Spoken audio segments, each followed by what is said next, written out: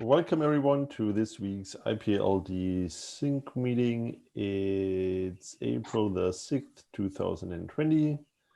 And as every week, we talk about the stuff that we've done in the past week and plan to do, and then discuss any agenda items we might have.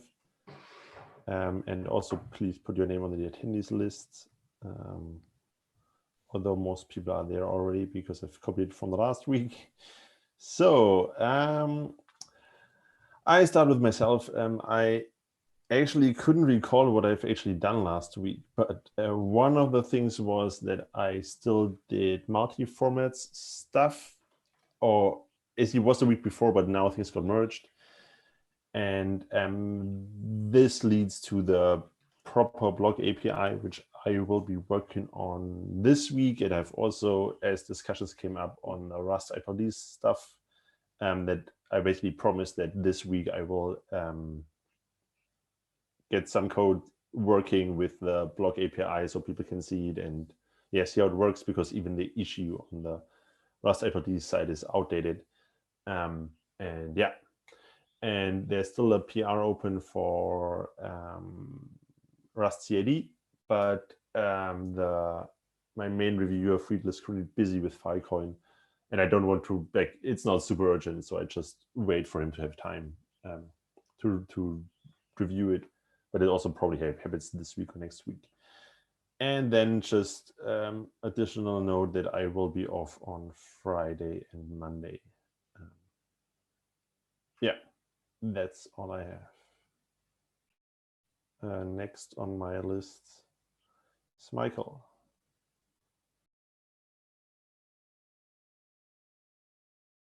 Yeah, sorry, it took me a minute to find the unmute. Yeah, so I did a lot of major refactoring work on the data processing stuff that I've been doing. The good news is that I broke through a bunch of the limitations that we had in Lambda and in our whole pipeline. And so now we, in processing data, each bucket at around 6 gigabits a second, and then creating car files at 10 to 14 gigabytes a second, and generating COM-Ps for them at 20 plus gigabytes a second, just using massive amounts of concurrency. We can finally push around 3,000 concurrently in Lambda. Once you go above 3,000, you start to hit other AWS infrastructure rate limits and abuse detection mechanisms that are very undocumented and not changeable. So even though our limit's technically 10,000, we can't really practically do that much. Really bad things start to happen. So anyway, that's awesome. That's going to finish out pretty soon, and we'll have a lot of IPLD-ified data. By the end of this, we'll have petabytes of IPLD-ified data if we want to do anything with that. And then, over the weekend and on our day off, I spent a lot more time on DagDB.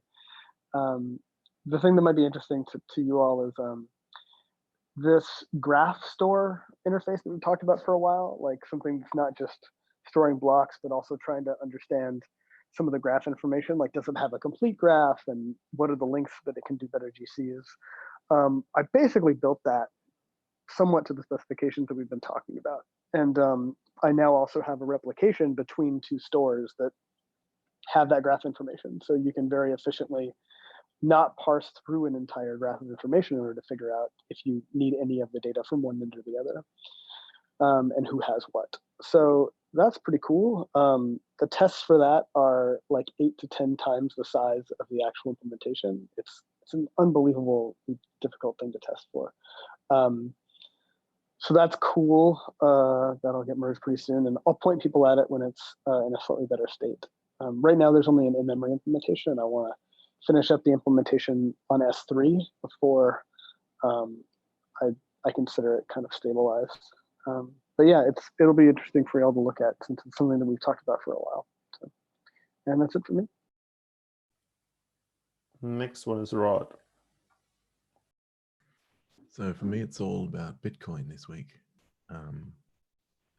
Understanding the format and figuring out the cleanest way to extract the blockchain into IPLD blocks that we can store in a flattened graph in car file form.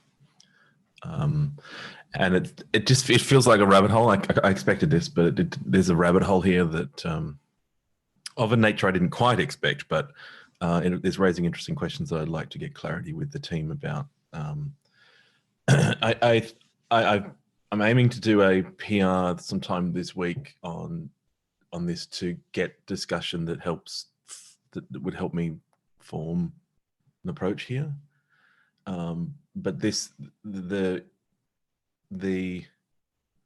our concept of a CID plus block sort of breaks down a bit when you get to these blockchains because of the way that they conceive identifying blocks of data. And I'm wondering what the edges of our concept is there. And the fact that we have one of our hashes is double SHA-2 to 56 in the multi-hash suggests that we have this flexibility at the edges. But how far does that go? For instance, in a blockchain block, there's some compounding examples here that get more and more crazy as you go on. So you can push this fairly far. So either we have to decide there's a line, or we say, well, it's really flexible, and you just sort of choose your point along the continuum. But then that has implications back for multi-hash and multi-codec, and so with Bitcoin, you've got a block is actually a header plus transactions, and the way that IPLD does it right now is says, well, a Bitcoin block in the multi-codec sense is the header, which is fine because the header you can take that section of 90 bytes or whatever it is, and you can run double SHA-256, which is a multi-hash, and you can derive a CID, which is basically the same kind of thing as the identifier that they would use in the Bitcoin world, except that we present it in this different way, and they present it as a big endian string, hex string. So, but you can take one of their identifiers for a block and reverse it and stick a couple of things in front of it for CID, and you can make a CID. So you can derive a CID from their identifiers. So that's really nice and clean. But that's not the entire block. A Bitcoin block also has the transactions, and the transactions are linked via the Merkle root of the transactions. And so you have to go through this Merkle tree process to get to the actual transactions. And in Go, one of the interesting approaches that somebody who wrote the original library, I think it was either Jeremy or Stephen, someone, because we have these two multi-codecs, there's Bitcoin block and Bitcoin TX. So one of the interesting approaches in the Go library is that Bitcoin TX identifies either a proper transaction section or a leaf in a Merkle tree to get to that transaction. So there's this idea of a maybe transaction. So you pass in this block and it's a maybe transaction, and the block could be either two hashes put together, so 64 bytes, or if it's longer than 64 bytes, then it's an actual transaction. So then you could have a CID and a block for a transaction, and that is either a actual transaction or a walk on the Merkle tree to get to a transaction. So you could then theoretically decompose a Bitcoin block into a large number of IPLD blocks with CIDs, and that would be the header, the transactions, and then all of the leaves of the Merkle tree to get to the transactions, right? So that's interesting. So then that stretches the idea of multi-codec. So Bitcoin TX identifies two different types of things, which you can figure out if you have the data and you know the length of it. But then it breaks down even further when you get to the transactions, because SegWit introduced this thing where to hash the transaction, you remove all of the signature witness data from the transactions. So you pull them out and then you hash it as if they're not there, and then that gives you the hash of the transaction.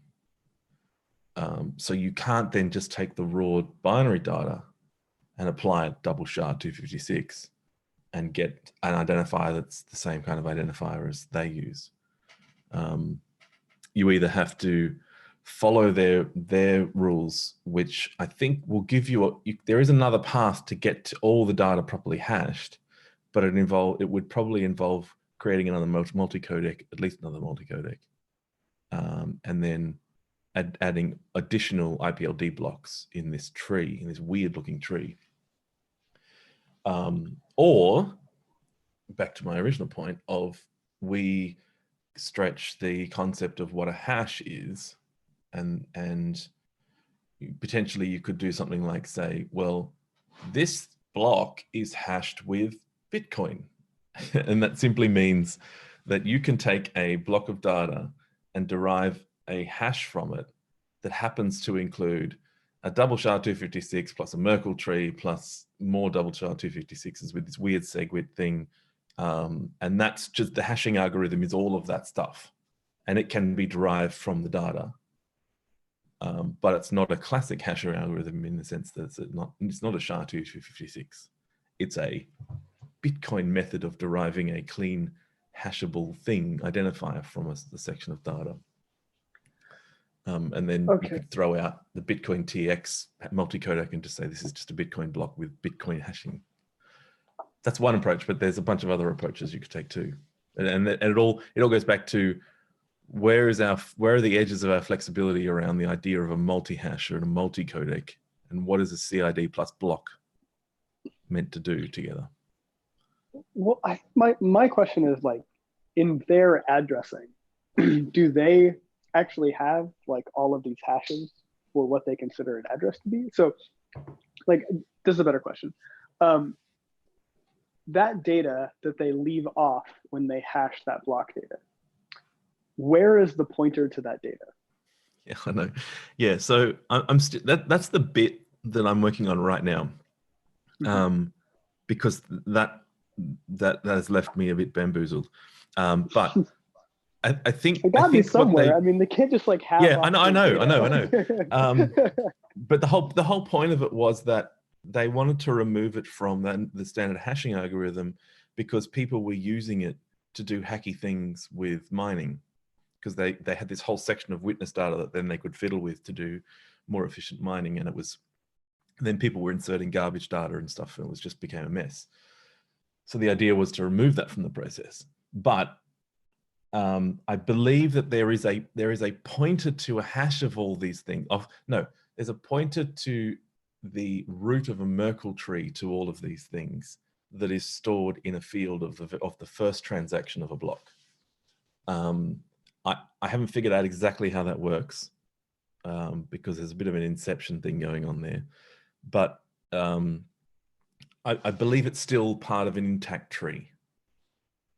So you could extend this Bitcoin block, Bitcoin TX, and then have Bitcoin witness as another multi-codec. And then you could still potentially link them all together and do the maybe Bitcoin witness thing and say the Merkle tree has leaves that are also this thing. I think you could do that as well. So my instinct here, and I want to know what Eric thinks too. My instinct is to like not hack up the link at all, including the multi-hash, if they're not putting this information in the link. Like if they're like if the data is linked in some other way, right? Somewhere else, and you can derive how to get there with just the information from the header, then I don't see why we need to hack up the link any farther. It's only if they actually include some of this information somewhere in that link or in their header, and that's how the information gets replicated around, that we would need to hack up the link some more and add another multi-hash. Like, I know that it would make it more usable if the header included like a more sufficient link that linked to stuff. But if this is like an application specific thing and how they design their data structure, and you just have to know something about the traversals in order to find the information, as long as like our parse of the graph will grab all the data somehow, and you can always sort of like figure it out if you know how Bitcoin works. I don't think that we should extend it any farther. But yeah, I want to know what Eric thinks of this too. That sounded about right to me. I don't know. I'm not sure I have a real-time opinion about this. I might need to think about it slower later.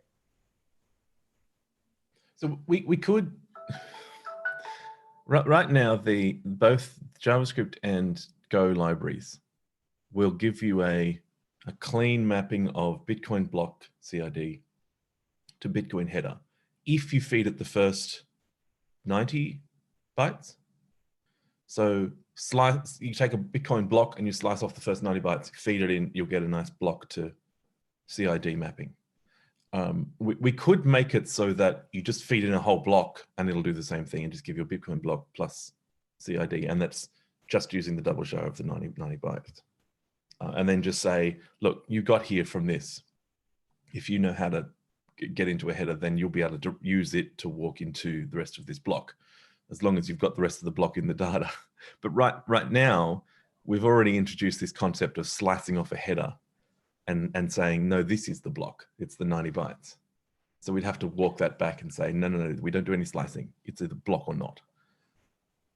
Yeah, no, oh, I see what you're saying. Yes, no, absolutely, we have to do that.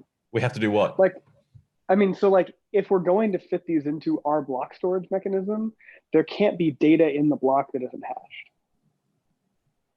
So like, right, okay. So the rest of that data would have to be in the other Merkle tree somewhere else that you'd have to go look up. Yeah.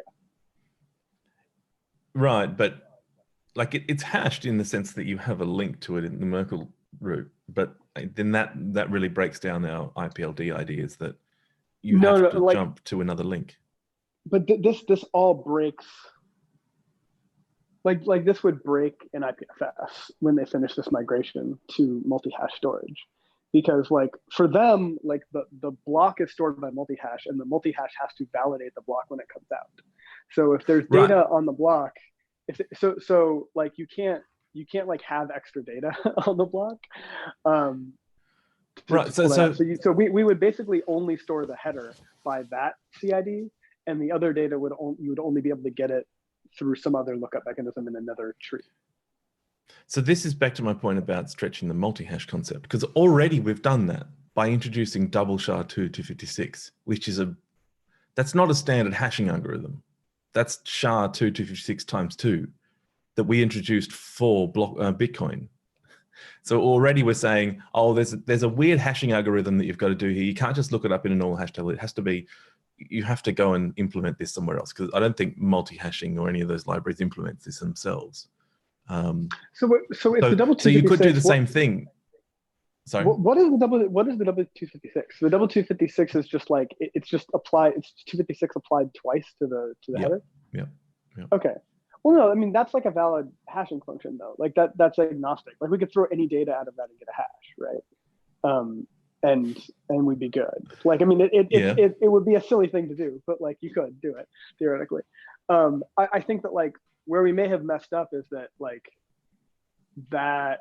Yeah, we shouldn't be storing block data that isn't part of the hash, right?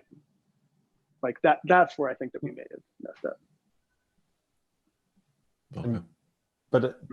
But I totally see Rod's point of like, I mean, even if we have the special Bitcoin function, you could also basically code it in a way that you can put any data you want. Why not? Yeah. Like it takes the first 90 bytes, and if your data is not long enough, you pad it with zeros or something. So it would also be a hash function that works with any data you want. But two people can have different data and get the same hash because they just added different garbage data to the end. That's the problem.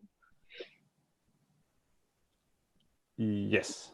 Yeah, like that's not great. Like that means that if I want to attack your storage layer, I can just like send you a bunch of valid headers with invalid data at the end and corrupt everything, right? Yeah. So with this SegWit thing, the sort of the curtain comes down when you look in the Go IPLD Bitcoin code, because it does a to derive a CID, it first decodes the data and then rebuilds it without the witness data and then hashes that. And ta-da, we've got a transaction ID.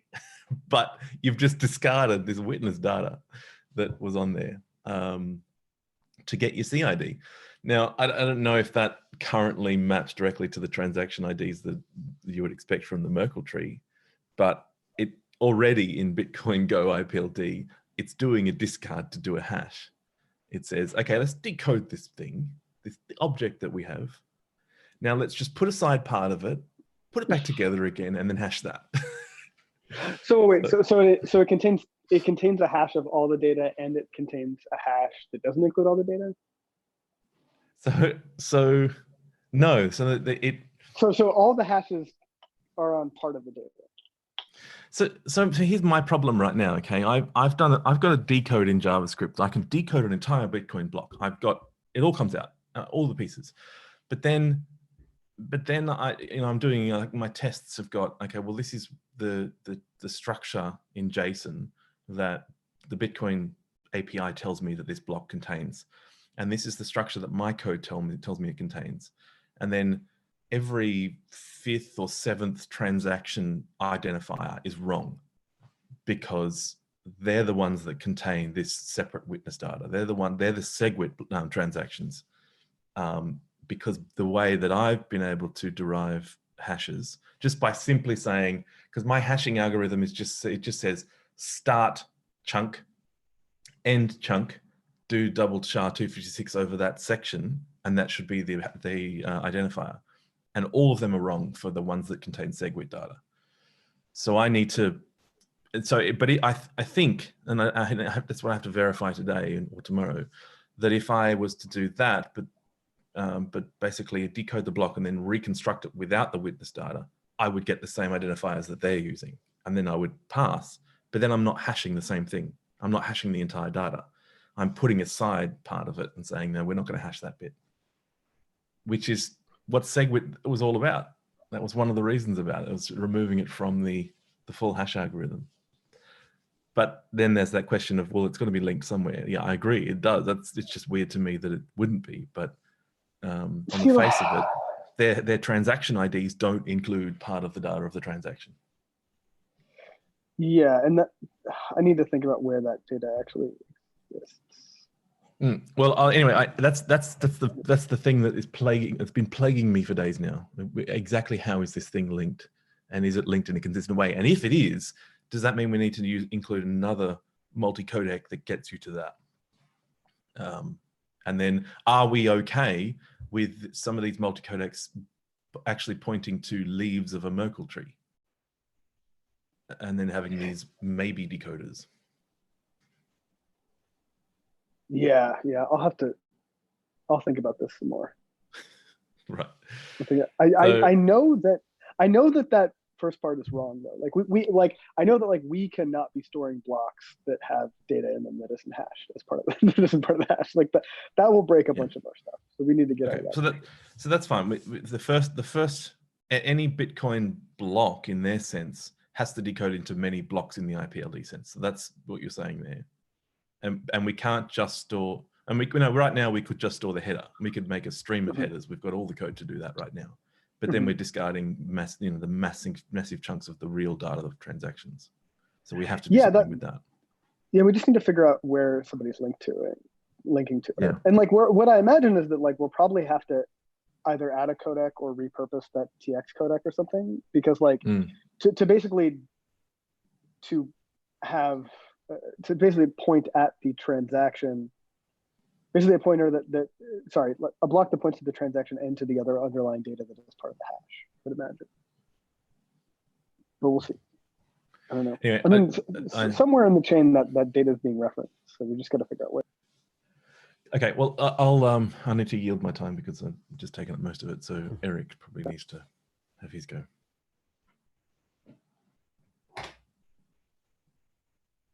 Nah. I wrote some code this week. It's fine.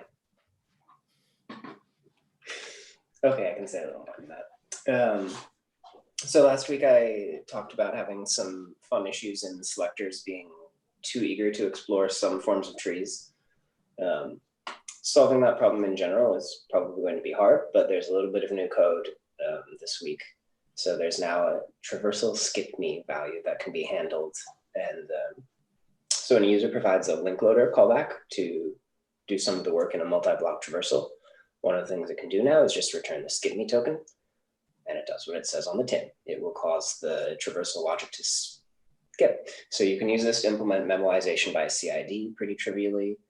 You can use it to say, skip evaluating this subtree if I just don't have it myself. I've heard that some things like GraphSync might want this. Building a correct application with that is going to be something that requires care, but whatever, people can do it. The library feature's there now. Other than that, I've been doing a bunch of work on CodeGen, and it's, like I mentioned last week, I kind of rebooted because the interface changes were big enough that it was like, let's just start again.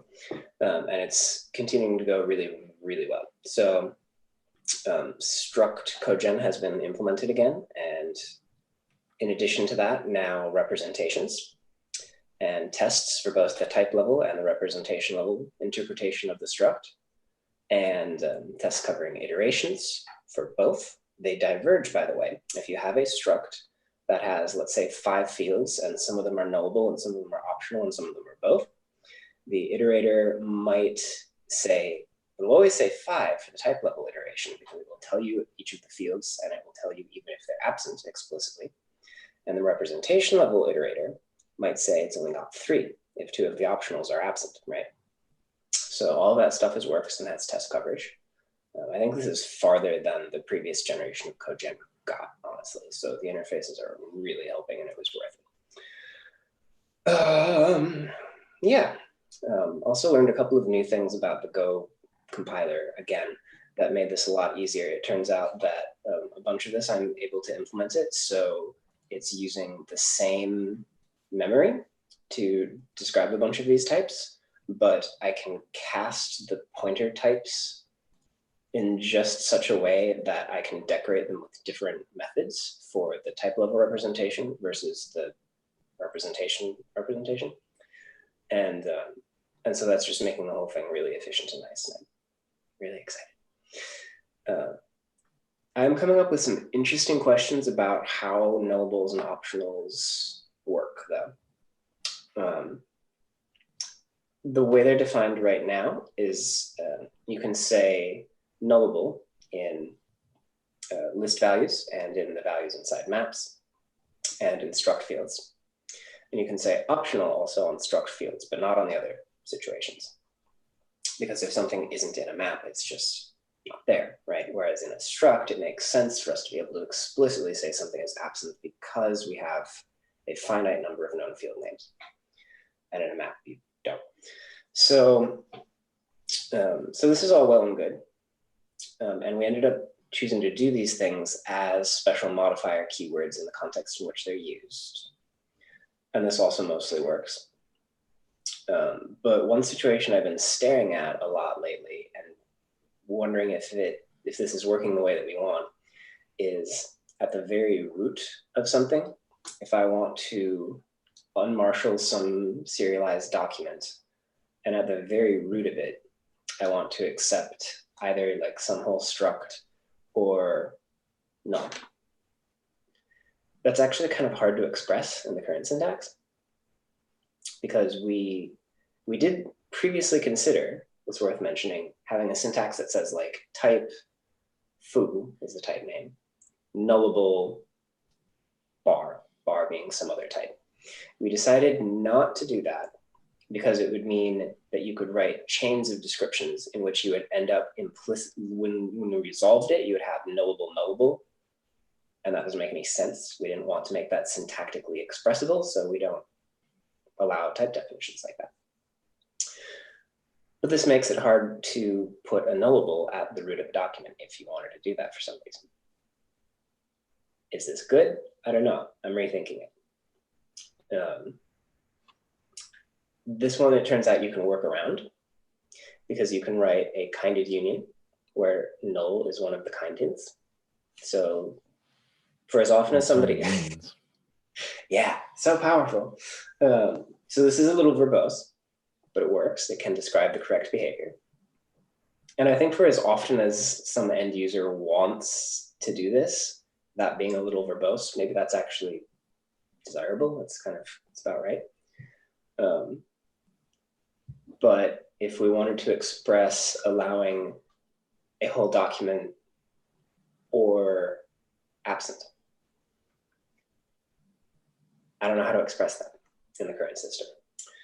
And so that's just kind of keeping me up at night at the moment. And I don't really know what to do about that.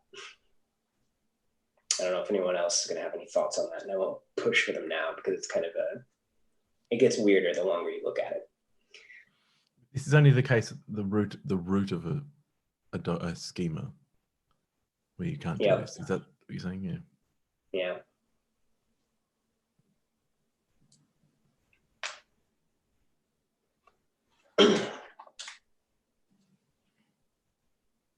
Yeah, then it follows from the fact that you can't really, implicitly, whenever you're handing some information to an unmarshal function, you're handing it something that it's identified by a type name. And there's no way to have a named type that has one of the optional and nullable properties on it. And there are other reasons that we decided that's good, but for this one particular application, it's like, But is optional useful at the root level? Maybe. So I'm just thinking, for example, if I wanted to use this I'm writing some application and I'm doing config file loading. People write empty config files. And I want to deal with that.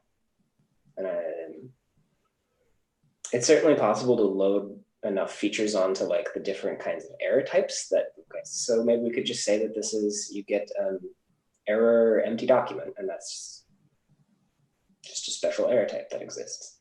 Maybe that's fine. I don't know. So is your preference that in that case you would want to be able to have a way to be able to express a default configuration from a schema when none was specified?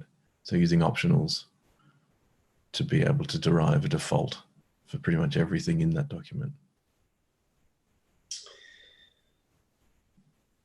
Probably more like the implicits feature, if so.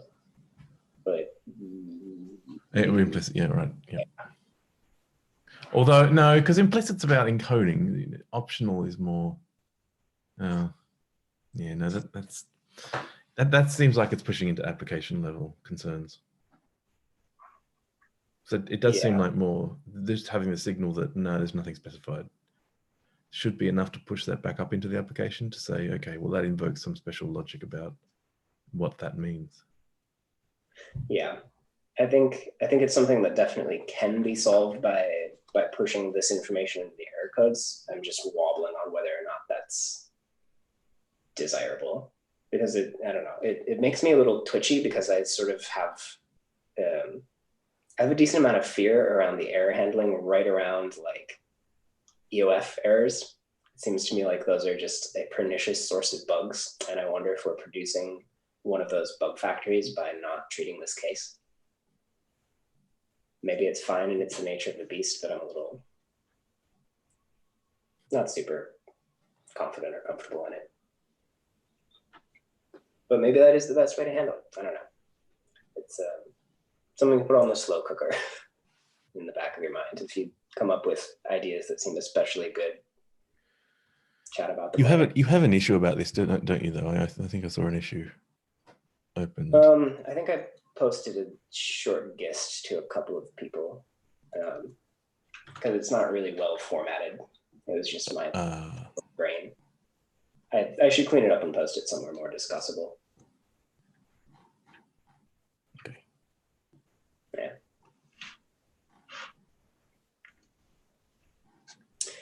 I have a question back to your traversal stuff. Why can you explain what are the use cases where handling memoization in the link loader is going to be more beneficial than just handling it in the selector traversal engine? It's not, but it's not going to be worse. That's the strongest defense I can make. Because if I understand it, that particular thing, memoization was really the problem that you and Reba were circling around with these inefficient use cases, isn't it? Yes. And I'm wondering how this solves that, because it just seems like you're pushing it to a separate level, but you're doing the same thing.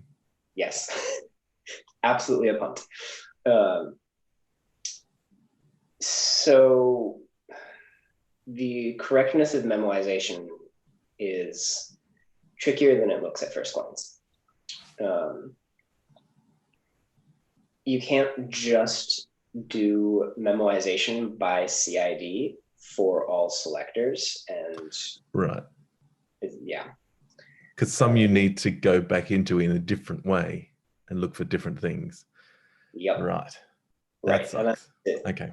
Yes. Very unfortunate. So some algorithms you might know, you as the algorithm author, that that's not going to be a problem, and then you can simply memoize by CID and get on with it, and that's fine. So this feature is basically going to let somebody do that if that's the situation that they know that they're in, and I'll let them do it today, because I don't think I can finish implementing the fancy high-power version of memoization by CID plus selection subclause. I certainly can't implement it in power. Right. I don't know how long that's going to take, but okay. So this is just a mechanism for you to say, all that stuff's not a problem in this use case. Just get on with it. Yeah, and so someone did tell me from GraphSync, like apparently it would sometimes be nice to say skip this subtree, like I don't have it. If I have to give you an IO reader, the thing is going to say EOF, and that's going to halt the traversal abruptly. And what I actually want to do is continue somewhere else. So it also makes that diabolical. A little. Yeah, I would love to get the super fancy memoized by tuple of CID and selector subclause, but that also is unfortunately non-trivial, because some selector subclauses you need to sort of smash out some of the details. Like on recursives, you don't want that recursion depth counter decrement field in there, because that's of course going to break it. Yeah. But what if that field is going to count down to 0 somewhere mid-block? Now you do need it to be correct. It's wow. It's just it's touchier than is pleasing. What does it currently do now? There's no memoization, or like it just does a naive walk? Okay. Yep. And that's why this came up, because there was some obvious cases where it was just spending way too much time. Yeah. Okay. Yep, interesting. Exactly so. So now, if you know you can use a simple optimization to do the thing, I'm wondering how this might stick around even, and I'm not sure, because even when we do the advanced memoized by CID plus carefully massaged and whitelisted subclause of selector, there's no way that's going to be free, right? I don't know what Richter scale of cost that's going to be, but it might very well be that if you know you don't need that memoization, you might not want it either. So some sort of an API for how to do this is going to have to be figured out at some point. So yeah, this is the very minimum viable thing that lets somebody punt on it if they've got one of the easy cases. More later. PR is welcome.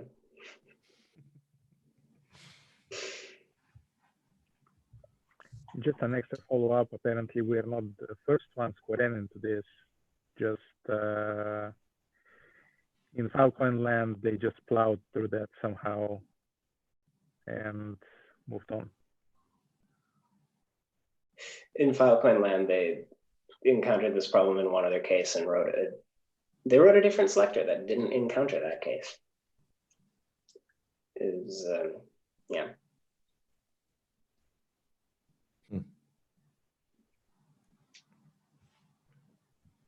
Anyway, those were all the things I did this week. So yeah, so I actually have an agenda item that Michael brought up that also fits pretty well if we should extend the time slot to from half an hour to 1 hour. What I would suggest is, because like to me basically it doesn't matter, because like I surely won't have any meetings afterwards. But like, what about basically extending it to like officially to 1 hour, but trying to still keep it to half an hour, which would be pleasant for me, because I'm again like super tired. It's 11:45, but basically that people like Michael have it blocked. So because like it's in the middle of his day, so basically extend it officially, but try to keep it short, if that's seems legit. Yeah. Sorry about that. Yeah, that's good point. But mine's just moved this week. This week I'm just moved back an hour, but still it's not. It's 7 o'clock for me. But I had this fear when daylight saving hit. I thought, I'm going to get 6 a.m. meetings again. But then I remembered that we pinned to UTC, because when I was doing meetings with US people regularly, we would have 2 hour shift. So I'd end up at 6 a.m. regularly, and that sucks. Yeah. So yeah. So I will take care of like updating all the all the places where it is mentioned. Cool. Yeah. All right. Is there anything else that people might have? No.